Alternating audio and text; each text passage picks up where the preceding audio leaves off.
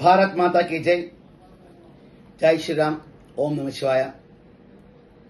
సనాతన భారత హైందవ ధర్మంలో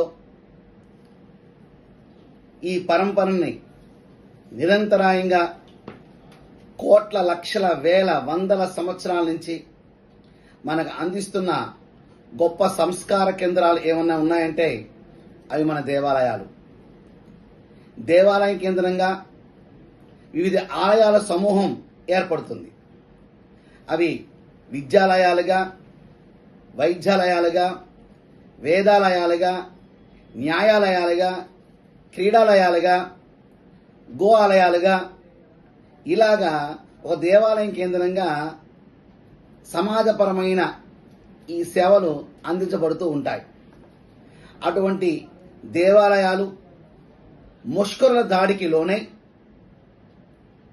కొన్ని వందల సంవత్సరాలు వారి దమనకాండ యథేచ్ఛగా సాగి వారి దుర్మార్గ వ్యవస్థ మనకి కళ్ళ కట్టినట్టుగా కూడా గోచరిస్తూ ఉంటుంది.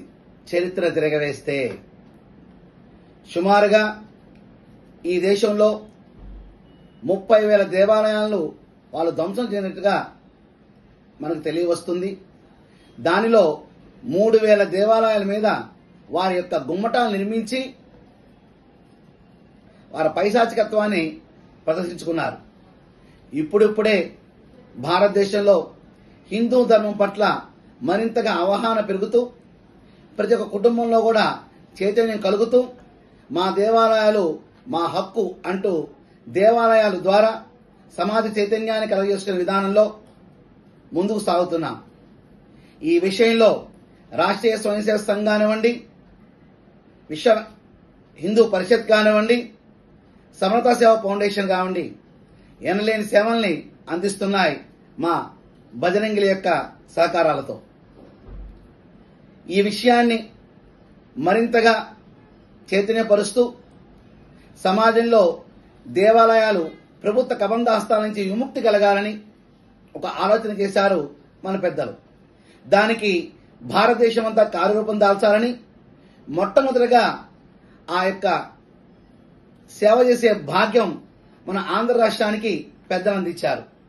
ఈ రోజున జనవరి 5వ తారీఖున హైందవ శంకారం పేరుతో మన గన్నవరం దగ్గర అద్భుతమైన హిందూ చైతన్య సభా కార్యక్రమం నిర్వహిస్తూ మా దేవాలయాలు విముక్తి ఉద్యమానికి శ్రీకారం చుడుతున్నాం అంటూ ఒక చైతన్యవంతమైన నినాదాన్ని అక్కడ ఇవ్వడం జరుగుతుంది. అక్కడ నుంచి భారతదేశంలో మిగతా రాష్ట్రాల్లో కూడా ఈ కార్యక్రమం జరుగుతుంది.